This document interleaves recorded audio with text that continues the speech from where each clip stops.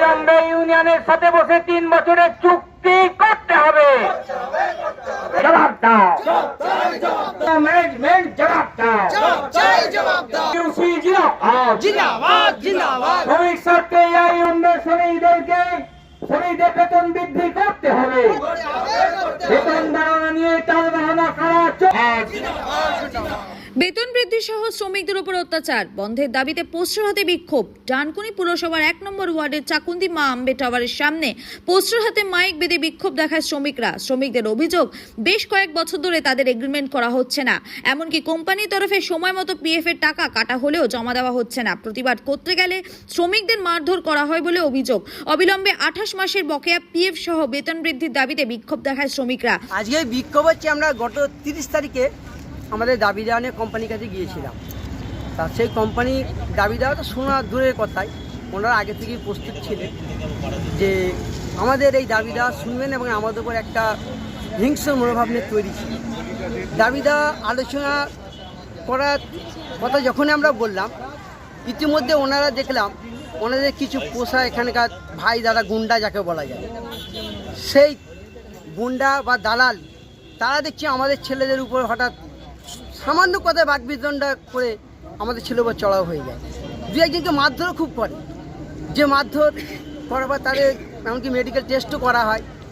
সেই medical test করার পর পুলিশ প্রশাসনও আসে, কিন্তু সেই পুলিশ প্রশাসন আসার পরে একটা সামান্যভাবে মীমাংসা হয়ে যায়। কিন্তু মীমাংসাটা হলেও কিন্তু দেখা গেল শেষ পর্যন্ত আমাদের যে দুটো ছেলে অত্যাচারিত হলো তাদের উপরই নির্মমভাবে একটা বিচার করা হলো কি যে তোমাদের সাসপেন্ড করা হবে। সেই আমরা যখন তাদের বললাম, তখন পুলিশ প্রশাসনের মাধ্যমে আমাদেরকে ভয় দেখিয়ে আমাদেরকে সাসপেন্ড করে দিল 3 দিন।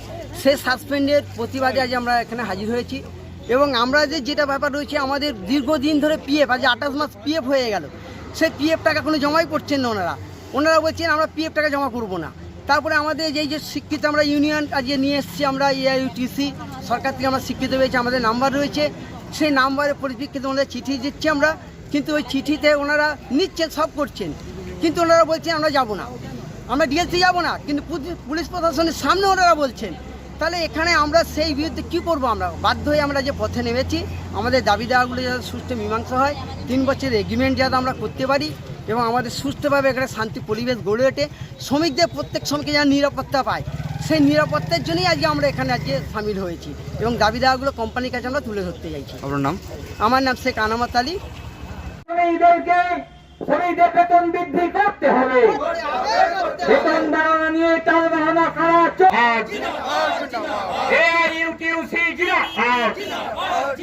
অবিলম্বে শ্রমিকদের অবিলম্বে শ্রমিকদের বেতন বৃদ্ধি করতে হবে।